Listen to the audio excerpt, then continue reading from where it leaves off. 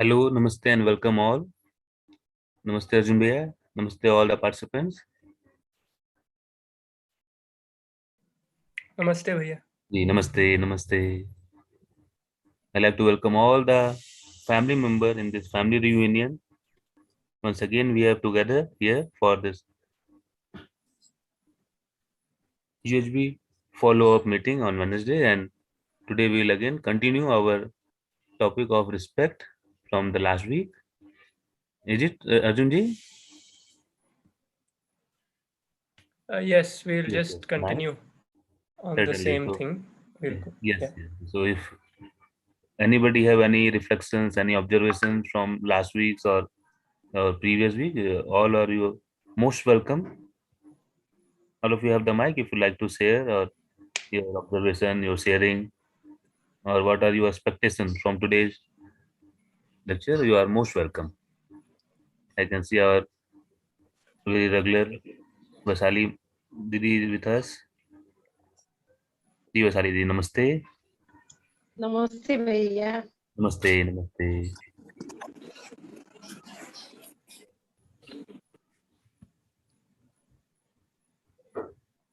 Many students are also joined with us. Mijan ji is also with us. Bhusan Patil ji is with us.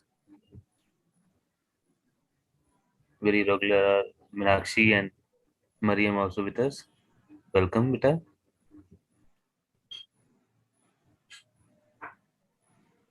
So if you have any query, any doubt, or any sharing, you are most welcome.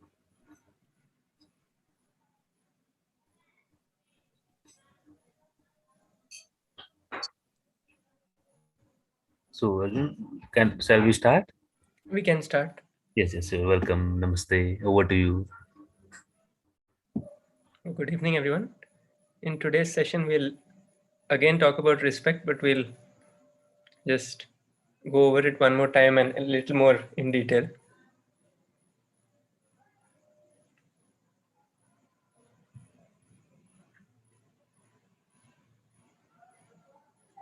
So we discussed respect as right evaluation, and we were seeing that we commonly make these mistakes of over evaluation, under evaluation, and otherwise evaluation. So are you able to notice that in our day-to-day life, many times we do this without even knowing that it is disrespect? You can answer in the chat also if you want.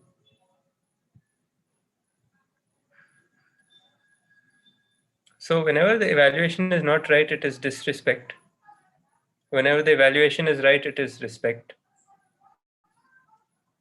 And the same applies to yourself also and to the other also. Because we have some evaluation of ourselves also, and we have some evaluation of the other also.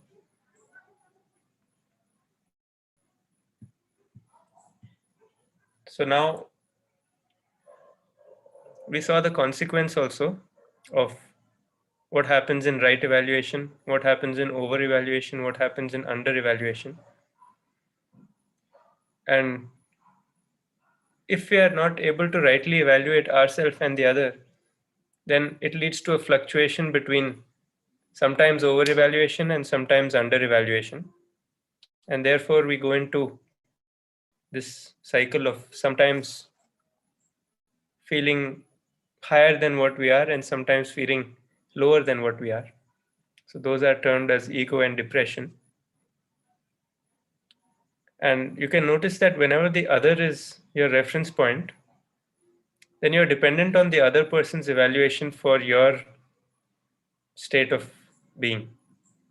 So whenever that is happening, it's like you don't have any control of your own feelings. You don't have any control of how you're able to deal with the situation also. But if you are your own reference point, then whatever the situation is happening, you're able to rightly evaluate yourself and the other. And therefore, you're able to take the right decision also. And you won't be moving between this ego and depression because you'll have self-confidence. So you are very sure of the decision which you're taking also. And plus your state of being is also in harmony rather than in this ego or depression, because ego or depression, either way, you're not in harmony. It's like some kind of excitement. When you're in ego, you feel like you are higher than what you are. So initially it feels like a high kind of state, but then very quickly it leads to the other state of being very low. So it doesn't last. What we're saying is ego cannot be continuous, and depression also cannot be continuous. But if you look at the if you have right evaluation, then you can reach to the self confidence that can be continuous. With depression, with ego or depression, you're basically controlled by the other. But with right evaluation, you are able to be in self confidence because you are your own reference point. You're not relying on the other person's judgment to be your reference.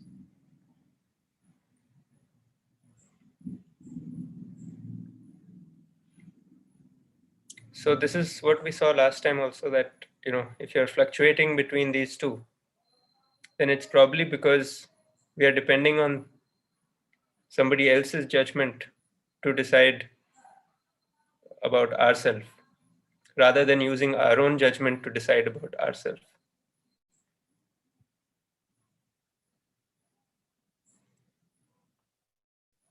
So we had seen this also, that in respect, when we are looking at respect, we are looking on the basis of the self. We're looking at the purpose, program, and potential of the self, and seeing that I am similar to the other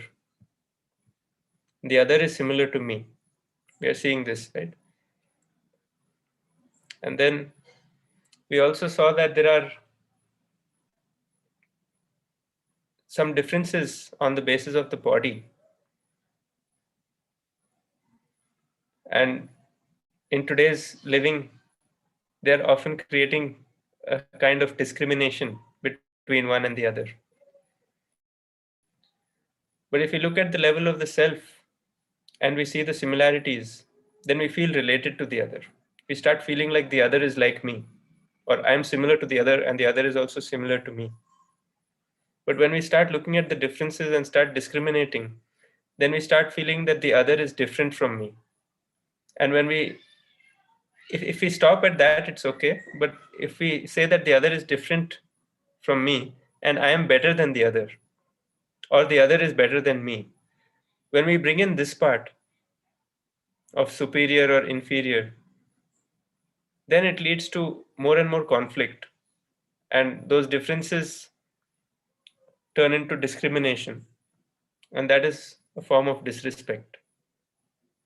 So when we are trying to show that we are special or we are different from the other, we are better than the other, we have a bigger house than the other, or we have a better salary than the other, or all these things, when we are trying to show the other something, that we are better than you or you are better than me, even that also, then it's a form of disrespect. So all these kind of differentiations are there.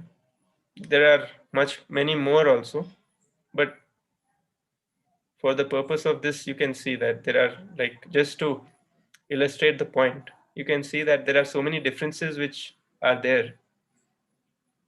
And if we just accept these differences as a part of the fact that the body is different and what is happening in the mind is also different, so ideas may be different, opinions may be different.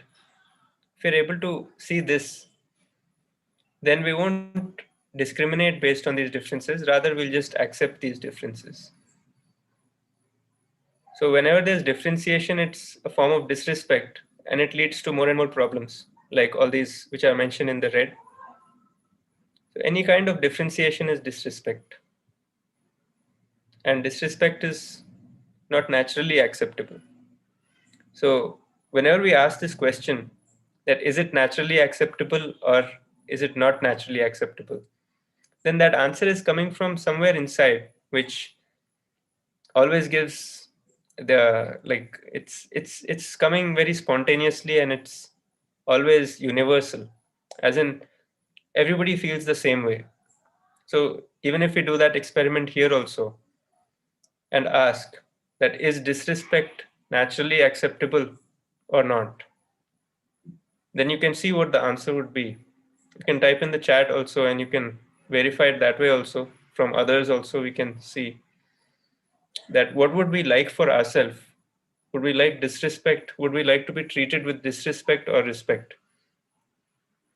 So like that you can just see that whatever is naturally acceptable is not based on likes or dislikes or a different body shape or different amount of wealth and all these things.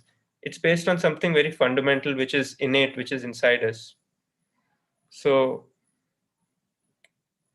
once we start looking at our natural acceptance, we can see that we always get the right answer, and that is universal. That means it is, if something is good for you and it is good for the other and it is good for everyone, then that would probably be naturally acceptable. And vice versa is also true, right? Now, we have seen this, that our purpose, program, and potential is the same. And once we have seen this, we already saw this, right? That the other is similar to me. Now, the next thing is that if we are similar, then that means we can also be complementary, because on the basis of right evaluation, we can find out our competence. We can find out each person's competence, my competence and your competence. And on that basis, we can make a program. And if the other has more understanding, then I can be learning from the other. If the other has less understanding, then I can help the other. So either way, we can be complementary rather than being in competition. Because when we are trying to be in competition, we're trying to get ahead of the other. But when we are complementary, we are trying to help the other come to our level in whatever uh, things we feel that we are less than the other. And similarly, we try to help the other also. So it's complementary. On both sides, there will be enhancement of our understanding. So we are going more and more close to right understanding, to the completeness of right understanding. And when we have more and more of that right understanding, when we are going closer towards the completion of right understanding, then obviously we'll be more in harmony, and it will reflect in our living also. So we'll be happier. So you can see that being complementary, when we start seeing that we're complementary also, and we start doing something like this, then you can see that we are increasing our own understanding also and the understanding of the other. So we're not trying to get ahead of the other. We're trying to work together. We're trying to help the other and learn from the other, depending on whatever our level of understanding is. And therefore, we are increasing our understanding and feeling better about everything, because we are able to see more and more of the reality, and we are able to be in harmony. And that will reflect in our living also. So therefore, we'll feel happier. So when we see that the other is similar to me, we've seen one part of respect.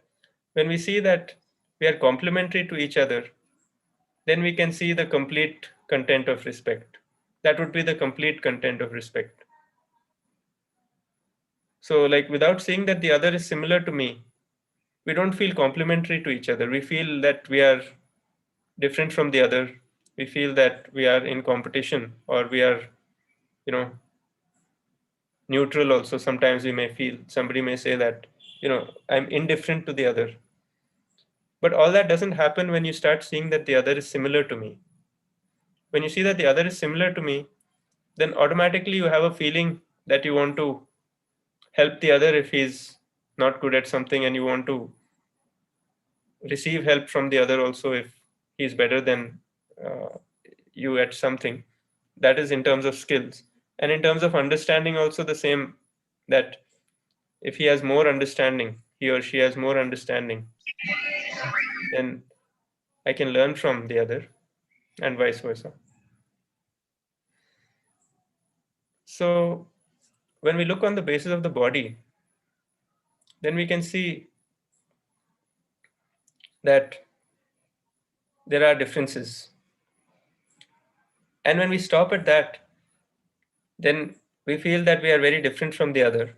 And why that is happening is because fundamentally we are equating human being to the body. We are not looking at human being as a coexistence of self and body. We are feeling like human being is body. So when you think human being is body, or when you refer to yourself, you're thinking only of yourself as the body,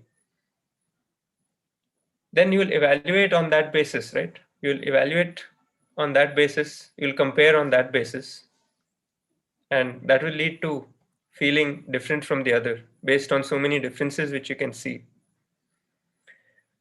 But if you look on the basis of the self, if you're able to see that the human being is the coexistence of self and body, then you're able to look at the similarities in the self, and then you find that the other is similar to you.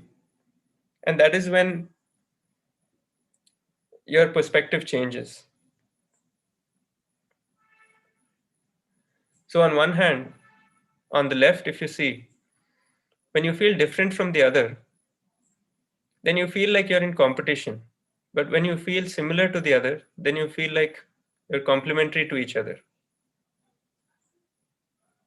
So there's a large difference between these two, only based on how we are looking at things. If you're looking only on the basis of the body, then we see things in a totally different light.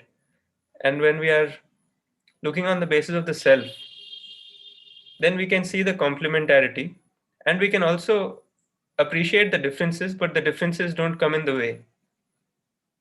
You can see this, that whatever differences are there, those are acknowledged, but then they don't become a form of discrimination. And our respect is on the basis of the self, and it is enjoyed also by the self, right? Those feelings are in the self, and the other person also feels those feelings in the self, not in the body. So when you're in the differentiation, then you make effort to try to show that you are better, or you try to show that you are superior in some or the other way, whether it be through some belief, or whether it be through physical strength, or whatever it may be. Like it may be that somebody feels that if he's fat, then he'll be made fun of, and therefore feels that they try to make fun of the people who are thin. Or something else may be that they may be a Hindu and Muslim, and they may be trying to show that my religion is better than yours, and your religion is not good, or all these kind of differences. So all this is happening because we are stuck to those opinions, thinking that those opinions are you. But those opinions are not you, those are a collection of what we've gathered, and that is only our preconditioning and our collection of all the thoughts and everything which we have gathered. But that is not our natural acceptance. Our natural acceptance would not be for conflict, it would be for harmony. And on the other hand, when we are looking at respect on the basis of the self, when we are able to see this,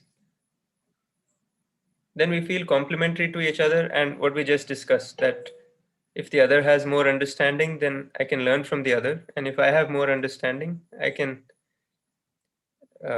help the other. So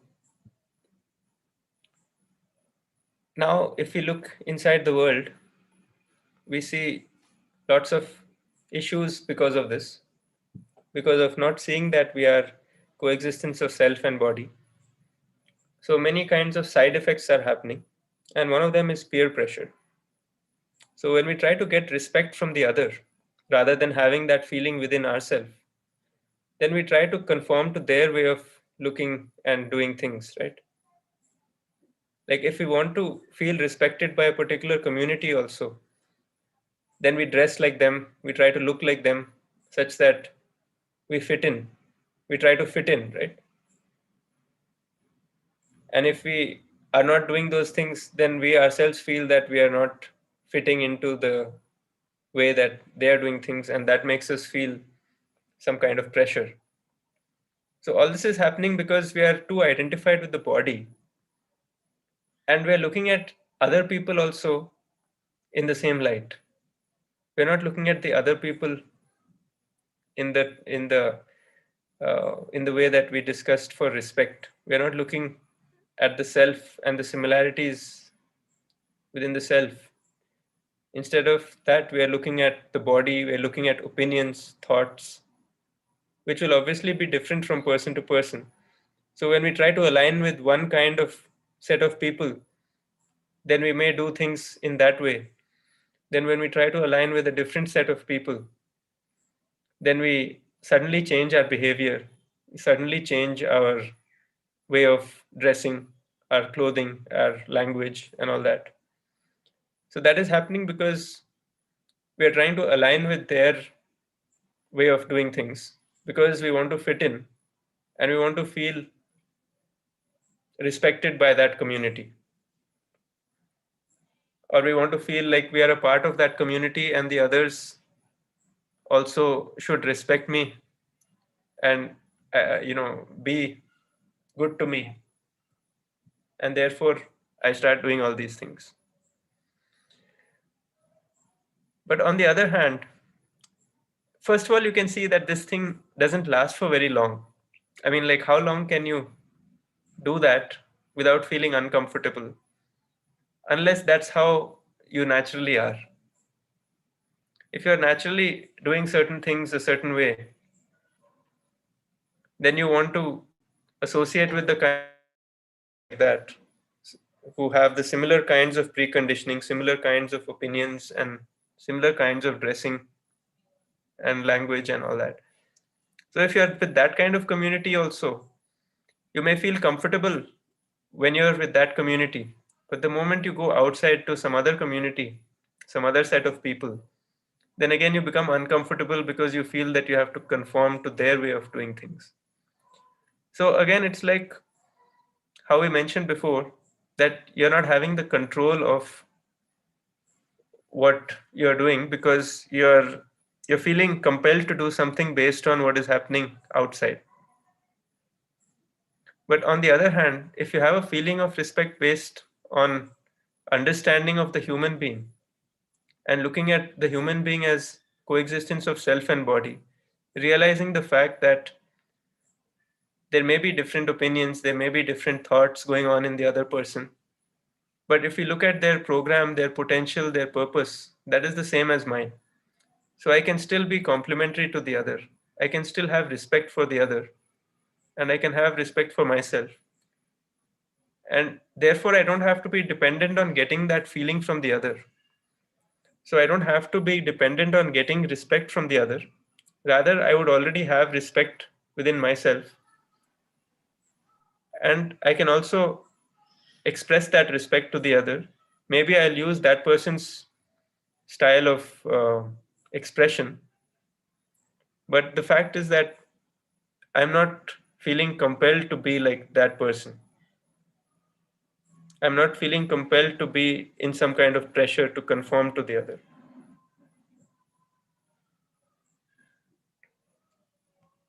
So yeah, some hands were raised, and now we can take if there's any comment or observation about this. Good evening, Arjun. I'm Priya. Good evening. Good evening, Arjun. I've seen in our society, this preconditioning is there between the. There are many people I've seen with close people that they have a very wrong precondition for other religion people. So why it is how to make them understand it is if finally they're people and all are same, there are it's not according to the religion people are, there are good people in all this thing, but they differentiate based on the religion, one thing. And other I've seen with the that communism and this thing, if some people have seen they are in that ideology, whatever those political leaders do, we know each one do good and bad, but they always tell means whatever they do that is right, and even if the other person do something right, that they are not able to appreciate, so this is seen in the society. So how to there are a lot of close acquaintance like that. So it is very I don't respond to it, but sometimes I feel that every human being is same, they have the good aspect, whoever rules think something, some are useful to the people, some might not be useful, but whatever is good we need to appreciate, whoever does it. Yeah, so this is true that there will be a wide range of people, and everyone may have a different level of understanding, and a lot of things are built over time, like preconditioning is built over time based on the experiences and how we are thinking and thinking and thinking about those experiences, that is creating some kinds of ideas inside us. So that becomes very strong, and it becomes stronger and stronger as we age, if we are thinking about that idea for a long time. Like, for example, if some incident happened where one person was Muslim and one was Hindu and some fight happened, then if you've seen that incident, if experienced that thing at that time, then you may feel that this is a problem with this religion itself. So then you'll feel that when I interact with the next person who is of Hindu or Muslim or whatever this thing is, then I should be careful because it can lead to some kind of fight or something. So this has become a preconditioning now, that the other person also of this religion will be like this person. So this preconditioning is formed only because we have assumed that this is one block of people. We have said that Hindu is one category of people, but and same like Muslim is also one category of people, but we are not seeing the fact that all these things are just based on different beliefs. Like, someone may have the belief about one thing. Someone may have a belief that it is good to drink water early in the morning. Somebody else may have a belief that it is good to drink water late at night. So these are two different beliefs. So if I look at those two people with those two different beliefs, and I feel that this person who drinks water early in the morning is better than the person who drinks late at night, then I'm creating a kind of a judgment, and then I feel that everybody else also who does this is of my type or is good, and then I feel the people who do the other thing are bad. So this becomes a kind of pattern where we are assuming that everybody who does a certain thing or believes a certain thing or acts a certain way is of a certain type. So the moment we interact with any person, then we are judging so many things. We're looking at his physical appearance, his or her physical appearance. We're looking at the way they're speaking. We're looking at all the things, right? We are looking at so many different things. And on that basis, if we are responding on the basis of all these things, then it's not responding looking at the self. It's responding looking on the basis of the body. We're looking at somebody who's in a suit and all that. We may respond in a different way. Somebody who's in a dhoti, or somebody who's in wearing chappal or something, we may respond in a different way. So all this is happening because of our assumptions and our preconditionings, which have developed over a long period of time. So when we try to change these things, also, it is hard to do it suddenly, like how you're saying that it's with some close people in the family, that they may have some strong preconditionings. In fact, we all may have lots of different preconditionings. Some may be very strong, some may be weak, some may be developing, some may be things which we are breaking.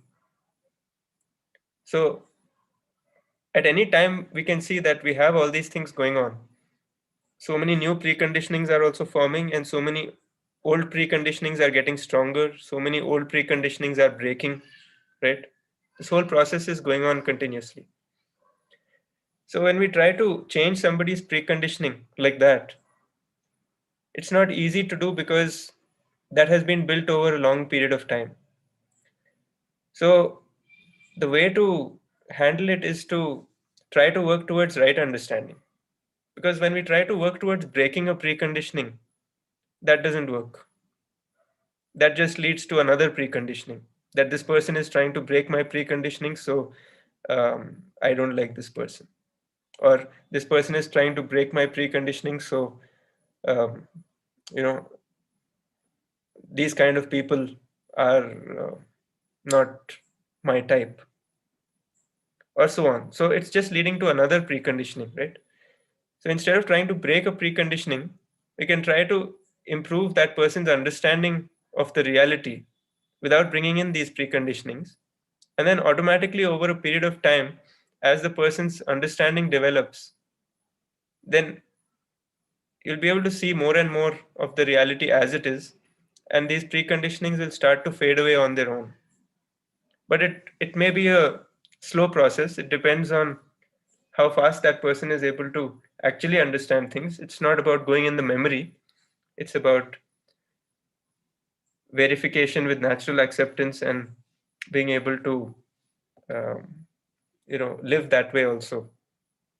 So it takes time depending on the person's current level of understanding and how fast he goes forward, and how efficient you are also to help the other. So many factors come in like that, but that can be done.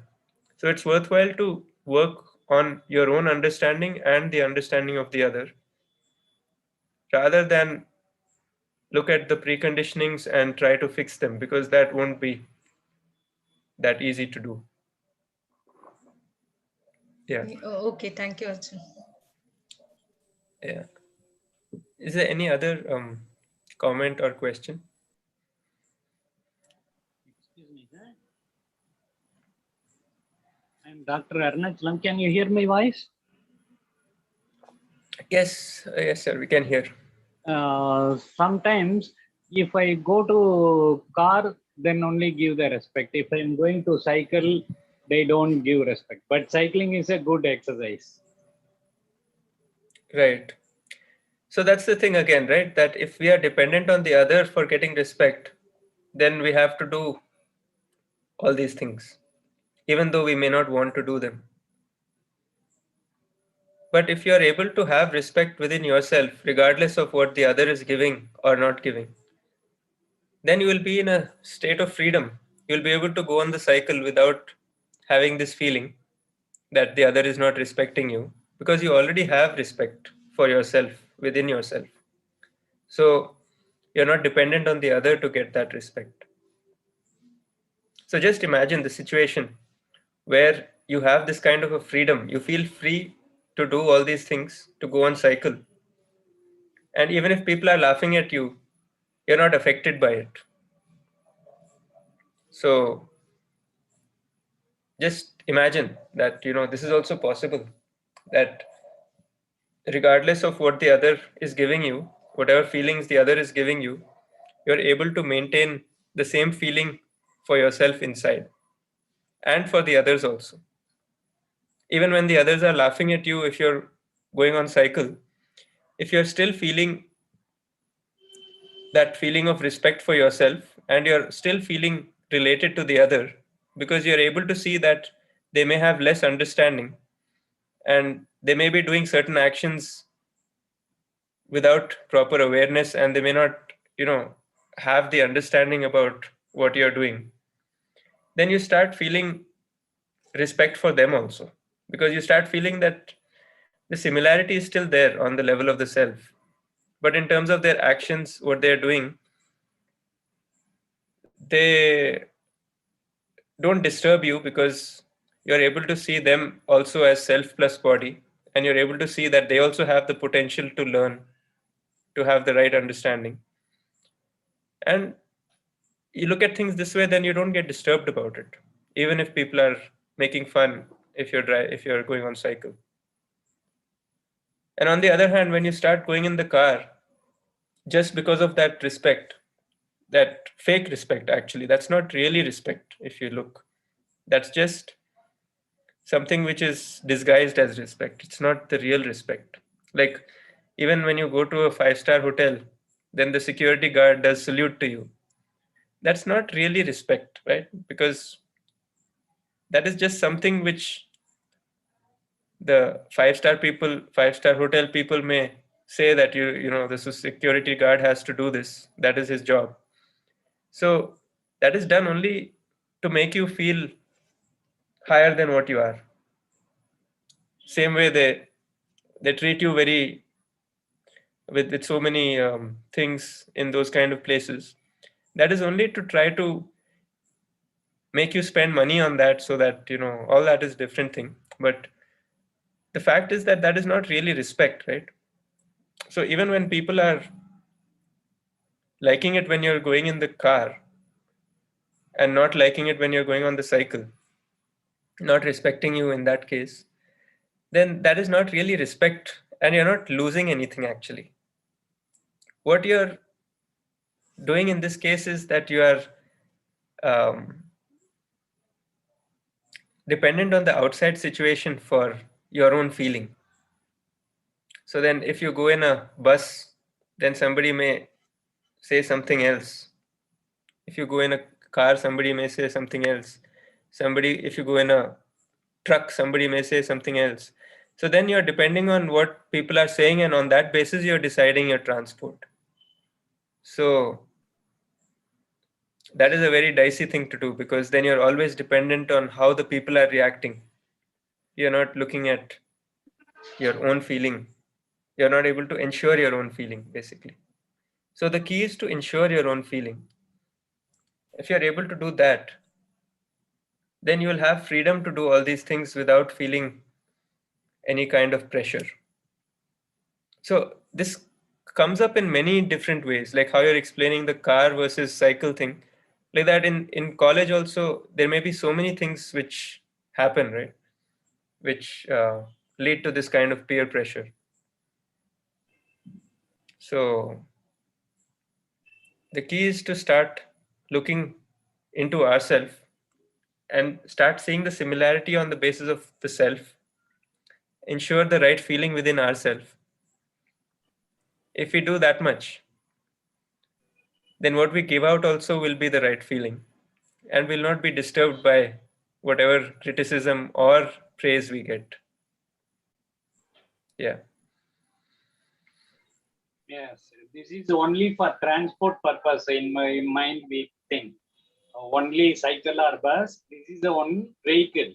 The distance for moving purpose only we are using. Not for respect purpose, we don't think in that way. Yeah, but unfortunately, since all these things are confused in our mind, we start thinking that we need to do this because otherwise we won't get respect. So suppose you're in the car and then your friends buy a bigger car, then again you feel pressure that your car is small, so you feel less than the other. So all these things are happening because we are comparing looking on the basis of the body, based on physical facility, based on all those things, that differentiation which we are doing, we are starting to again do, and on that basis we feel good or bad about ourselves. But we are not looking on the level of the self. We are looking only on the body basis, and instead of just acknowledging those differences, we are creating that feeling that we are better or worse than the other. So if somebody has more physical facility than the other, he may feel that he's superior to the other, and vice versa. But that is not really true, right? That is only a difference which we can acknowledge, but we don't have to make it a kind of discrimination or a kind of source for respect, because it won't really be a source of respect or it won't matter to the other, but it'll matter more to us. So if we are able to understand it, then we'll be able to take the right decision, and we'll be confident and with some kind of freedom which you cannot get when you're stuck like this. So although it may be difficult initially to get over some of these things, the faster you do that, the more comfortable you will be. Like imagine how comfortable you would be if you are going in the vehicle of your choice, whether you go on the cycle or the car. Imagine if you would not feel affected by what others are saying. Then obviously it will lead to some kind of confidence and some kind of freedom also, where you can choose and you don't have to be dependent on the other person's judgment. Yes, right understanding is very essential. Here Right. cycling, we are also both get the exercise and fuel also saved. Economically also we are get benefited. Based on the distance, we use this transport. Right. And there are so many preconditionings which are always floating around, right? Like in a movie, it might have been that somebody goes on a big car, limousine kind of car or something, and they show that person as the hero, and they show the person who's going on cycle as, the person who is good for nothing and all that. So all these kind of things are developing in each one of us based on so many external inputs also. And the same thing is spreading, and then that is causing this kind of a clash. But the more and more we're able to look at our natural acceptance and look at the other also in terms of self and body, and look at the fact that the other may have some level of understanding, I have some level of understanding, and we can be complementary to each other, we can have that feeling of respect for each other. When we start seeing this, then all these things about wealth and all our impression or reputation and all this becomes less important to us.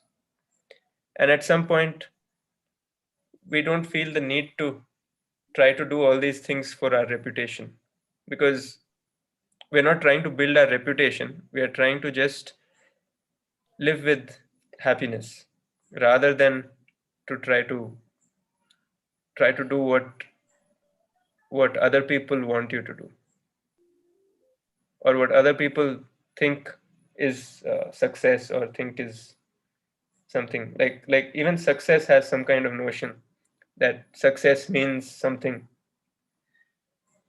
So when you think of success also, so many things, I mean, so many people visualize that, that person would be rich and he would have a big house and he would have so many things, and he would have good relations also with everyone and so on. So some kind of impression forms in your mind based on all the inputs which you've gathered from before, and you feel that that is the solution, and therefore you try to go after that. But if you're doing all these things just to try to impress the other, then you'll notice that in the end the other doesn't really do anything with all those inputs. The other has his own life, is doing something else on his own. So the other doesn't really mind if you go on cycle. After some time, he may just adjust to it. Like the first day you go on cycle, that person may laugh at you. Second day again, he may laugh at you. But if you're not reacting, then that person will get bored of laughing at you. And at some point, he will just stop.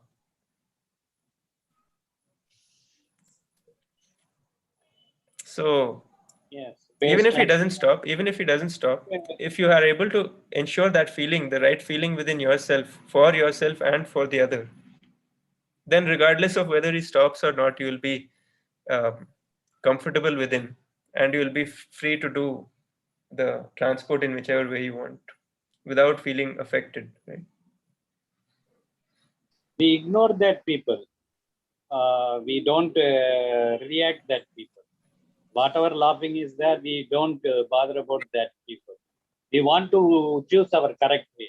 Right understanding is essential. Yeah, actually, you can try to help the other also to try to understand. But initially, if you're not able to do that, then you can ignore. You can start with ignoring. But then eventually, if you feel related to the other, then you don't feel like ignoring also. So you feel like helping.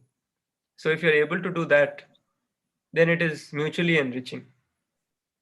Of course, in the initial period, it may be difficult because the other may not be ready to listen to you also.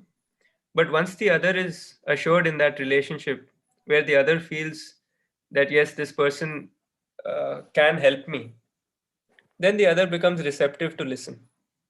And then you can help that person to improve his understanding, go towards more towards the completion of right understanding. And you can also, the same thing, that you can be complementary, and that way things are much more enriching. But to start with, if you're not able to do this, then you can start with ignoring and try to ensure the right feeling within yourself. If you do that much, then that itself will lead to some comfort within. So more and more, when you feel related to the other, you feel like helping the other. When we are feeling indifferent to the other, then we feel like ignoring the other. So it can start from there, but it can go on up to feeling related to the other. Okay, nicely explained. I understand clearly. Sir, Namaste, sir. Namaste. Sir, I am Ranganath, sir.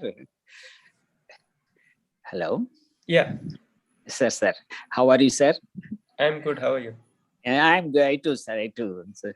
A small doubt, sir, to be clarified. If you permit me, I would like to Sure. put forward, sir. Sir, does giving respect or receiving respect depends upon the financial status or some employment status? And sir, I have a question, sir.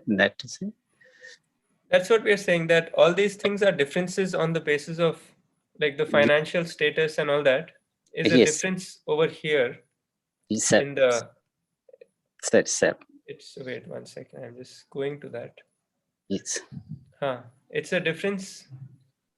It's one of these kind of differences. See, when you're saying financial difference, even if it's not there on this chart, Yes. it doesn't matter, but it's of this category. It's there actually on this. Ye- Wealth, yes, when sir. we are saying wealth, right? Wealth and post, all Yes, these sir. things. Yes, sir. So all these are differences on the basis of looking Yes. at the body. Yes, sir. We're looking, looking at the body and looking at physical facility, looking at beliefs. So all this is based on our own preconditioning also. That if somebody is rich, we should give them more respect. If somebody is poor, we should give them less respect. So this is a preconditioning which has formed. Yes, sir. But that's what we are saying, that it doesn't have to be like this. We can look at respect yes, sir. in the right way. Yes, look at it. First, look at the human being in the right way, which is coexistence of self and body, and then see that respect is our natural acceptance. So the other would also want to be respected, even if he has less wealth or if he has less of any of these things. Yes, sir. Yes, sir. I have one more doubt, sir. Yeah. Sir, pre-negative assumptions make people to disregard or disrespect others, sir. Yeah, it may happen that if you have a preconditioning that so-and-so religion person is not good, or so-and-so person who is poor is not good. Yes, sir. If you have any of these kind of preconditionings, then you will not feel related to the other. And when you don't feel related to the other, then you don't feel like respecting the other. Yes, sir. Yes, sir. I was teaching to my second year students. The topic is respecting the elders. There, I told them, if you respect the elders, they bless you, and one day they come to your rescue whenever you need it. They help us. One student asked me, "Sir, is it possible?" I said, "Exactly. Definitely, it is possible. They bless us and they come to our help whenever we need it. That's why we have to respect elders." I told them. So I was teaching human values and professional ethics to my second year students.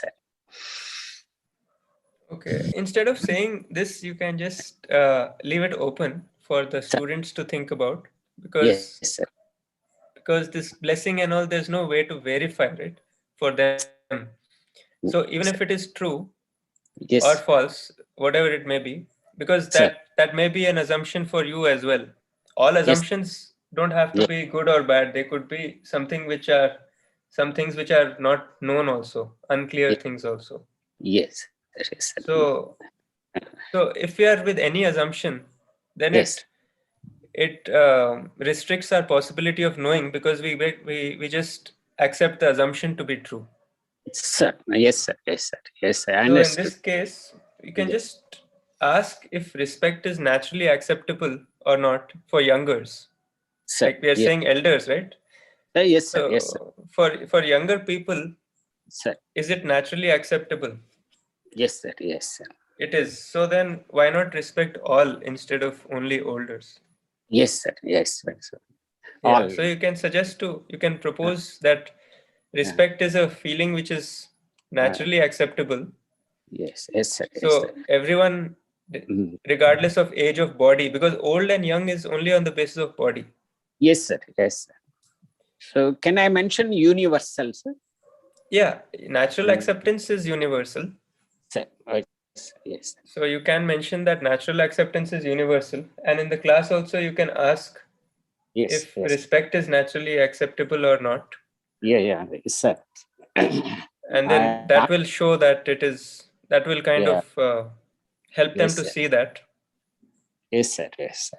And then So right. you can have this feeling of respect towards all, regardless Yes. of age, because age is Yes. also one of those physical differences Yes. on the basis of body, which is kind of creating discrimination. Yes, sir. Yes, sir. Yes, sir. Yes, sir. Yes, sir. I conducted an activity also, sir, asking one student to act as an elderly people. The other fellow, younger people, what they do, they come across. They said we salute or we pay pranamams. Yes. Thank you, sir. Thank you Yeah. very much. Thank you very much, sir. Yeah. Thank you. Thank you. Thank you. So now we have this kind of a assignment that you can just think about it, that when you interact with somebody who is of your same region or same religion or same um, you know uh, whatever, all these things, speaking your same language, then how do you interact with that person versus a person from another region, another sect, speaking a different language? Does it change your feeling towards the other person? Does it change your response towards how you respond to that person, or does it stay the same? When we are seeing this, we are also seeing that, a person who talks a certain way, you want to respond in that way just because of the communication. It should be easy for the other person to understand. Like if somebody is speaking English, then you want to respond in English. If somebody is speaking Hindi, you want to respond in Hindi. But do you feel that the person who's speaking English is superior to the person who's speaking Hindi or anything like this? This is what we are trying to ask. That when you interact, then on all these bases, are you feeling something different about the person? Like, are you feeling more related to the person who is from your region than a person from another region? Like, if you are from, say, Kerala, then are you feeling that the person from Kerala who speaks Malayalam is more uh, feels more related to you, while the person who is from, say, Delhi, who is speaking Hindi, just look at this kind of thing and see if you feel the same way about the person. Look at the way the person looks based on the look of the appearance of the body shape, or based on what the person is wearing. Like if the person is wearing a dhoti versus the person who's wearing the suit. When we are looking at all these things, are we creating a kind of judgment about how to respond to that person, or what to think about that person? Are we creating some kind of thoughts about what kind of person that would be? So just explore this thing. When you have interactions in this whole week, you can explore this. And even previously, what you've done, you can just analyze that and see if you feel that all these differences are changing the way that you treat the person, changing the way that you interact with the person, or are they the same regardless of all these things? And when you differentiate, do you feel comfortable within? When you differentiate and you feel superior to the other, do you feel comfortable within? And when you differentiate and feel inferior to the other, do you feel comfortable within? So analyze all these things and think about it. You can verify through your natural acceptance. And the second one is that, do you feel that you are special or unique or different from the others, or similar to the others? And do you feel that being similar to the others makes it boring, or makes it um, somewhere where you don't feel good about yourself? So, like, do you tend to compete or collaborate? That's another thing. You would compete if you want to try to get ahead of the other. You would collaborate if you want to help each other. And when you're in competition, then you have a pressure of getting ahead, right? So just look at all these things, which makes you more comfortable, the competition or the collaboration. Like even in these exams, IIT exam and all these exams, when you're trying to get that seat and there are only 10 seats and 1,000 people are applying for that, and you want to get it, then you're getting into the mode of competition because you feel that that is your only option. But when you go broader, as in you look at the bigger picture, then you see that IIT is one college which is helping with our learning things to get some job and to do all these things.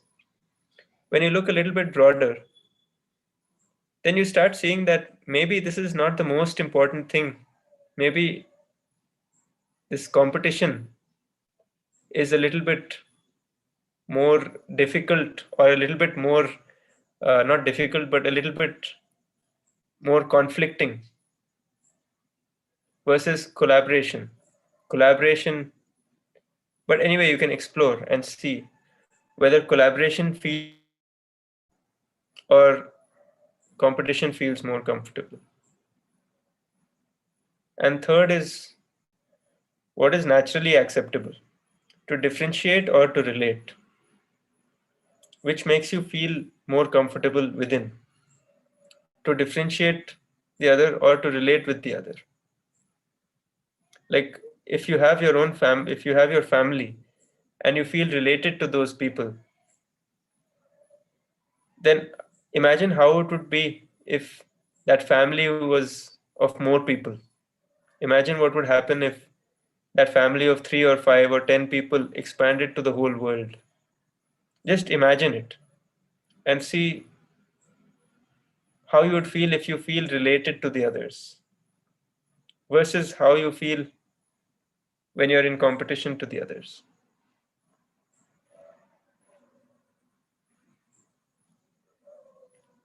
So you can explore these things, and then we'll meet in the next session. Arjun, I just want There is a question. Arjun, there is a question from YouTube. Can I ask? Yeah. Yeah. Yeah. It's Srinu Darapalli. He wants to ask that he says that I am always disappointed when people say something very insulting. And also, they praise me in such a way that, in a rude way, actually.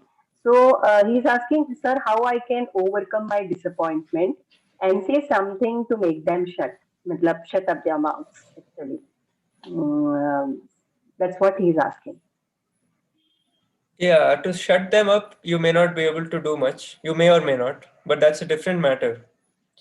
But even if they are shut up, then if they are having that same feeling for you, for your body, or for your appearance, or for your, any of those differences which we discussed, and you know that, then that will still disturb you, right? Even if they are not talking about it, if you are feeling that inside, that these people are feeling the same thing about you, then if that is still disturbing you, then it doesn't help to even shut them up, right? So the solution is not to shut them up. The solution is to have the right feeling within yourself. So if we have the feeling of respect within ourselves, we have the feeling that we are similar to the other outside, like when we are interacting with those people, even though they are making fun of you, even then, if we are able to feel related to them and feel like we are similar to them and we can help them, then that feels very comfortable. Because like as someone else also had mentioned, that going in the car versus going in the bicycle, that when you go in the bicycle, then people laugh at you, but when you're going in the car, then people don't do that. So if we are dependent on the outside situation for what is happening to our state of being, then it's like giving the remote to someone else, right? That we don't have our own controls. We don't have our own TV remote if we want to switch on or switch off the TV. Somebody else is doing it, so we don't have any control on which channel it's going to, or when it's on or when it's off. So if that is the case, then we won't be able to feel comfortable within. We'll feel controlled by the other. So if that is what you're feeling, then the key is to try to see whether that judgment which is given by the other, that evaluation which is given by the other, is the right evaluation or it is not the right evaluation. If you feel it is not the right evaluation, then there's nothing to be sad about, right? Because if you feel that what the other person is saying is not the right evaluation for you, then regardless of what that person says, you will not be affected. But if you start feeling that the other person is saying something to you and that is the right evaluation for you, then you start feeling that you are less than the other or more than the other, depending on what evaluation is coming from outside. So, like for example, if I say that you're a monkey, and you know that you're not a monkey, you know that you're a human being, you have no doubt about it, then will it matter if I say that you're a monkey or I say a donkey? Will it matter or not? Like, or will you feel insulted because I called you a monkey? And you started thinking about that. You started thinking that I know I'm not a monkey, but why did this person call me a monkey? It's another possibility, right? It's a possibility that you know that you're not a monkey for sure. But then you're going into this loop of thought that why did this person do this? Why did this person say these things to me? So when it comes to that, then again, ask your natural acceptance, look at your evaluation of yourself, and if you're sure about that, then you can also evaluate the other also, right? You can see the other person's natural acceptance, that the other person wants to be happy, and he may not know any other way of being happy, and he feels that he will get happiness out of insulting the other, and therefore he's calling me a monkey. So like with ragging also, it may happen that a senior may rag a junior because they feel that they will get happiness out of that, and they're not getting happiness through other means, so they're trying to insult the other people, the juniors, and that is just a signal or an indicator that they themselves are in depression. So that is an indicator when the other person is insulting you or making fun of you. That is an indicator that he's not able to get happiness from within. So he's looking for happiness outside. And happiness outside also he's not able to get from other sources. So he's trying to get it by making fun of the other, making fun of you.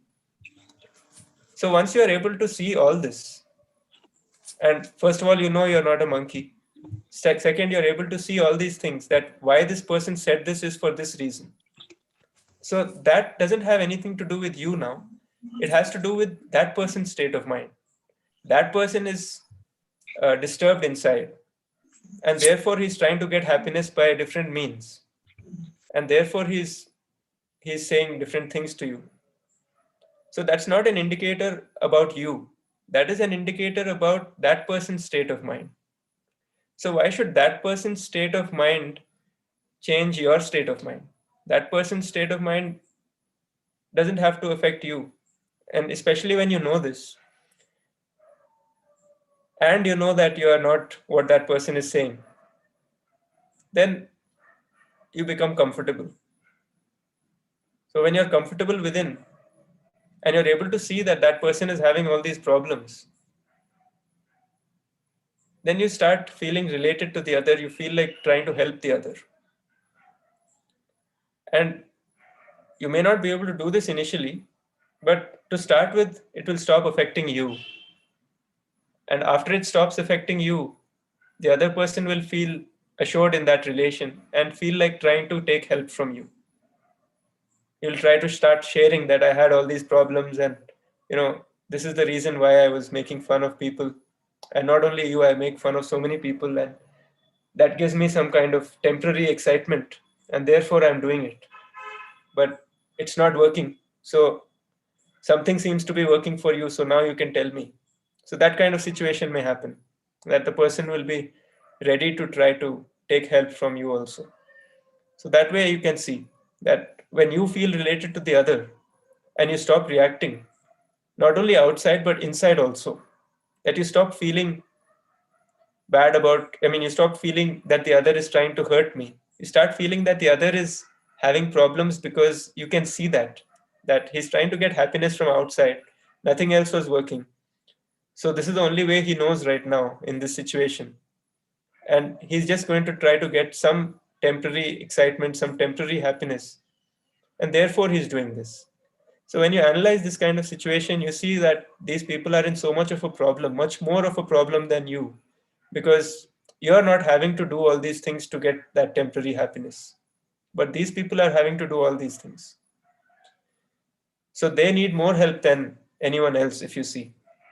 So that can be analyzed. You can explore and think about this, and we'll meet, I think, next time. I think it's getting late, so if there are some hand raised, then you can. It is getting late also, but yeah, Yeah. we have Satyasai Vedlaji. If Yeah, can one put it in a very brief. last one we'll take maybe quickly. One last, certainly. So, Satyasai Vedla ji, namaste. You have the mic, kindly unmute. I think some network issue perhaps. Yeah. So Yeah, so we'll that's close, it. I think, now. Certainly. Next time we can take their Sure, comment or question. We can start with that. Ji. Yeah. Then okay, then thank you everybody, and we will meet again the next Wednesday for this universal human value content and follow up. So namaste everybody. Namaste. Namaste Alok bhaiya. Namaste. Namaste. Namaste. Namaste to all. Namaste.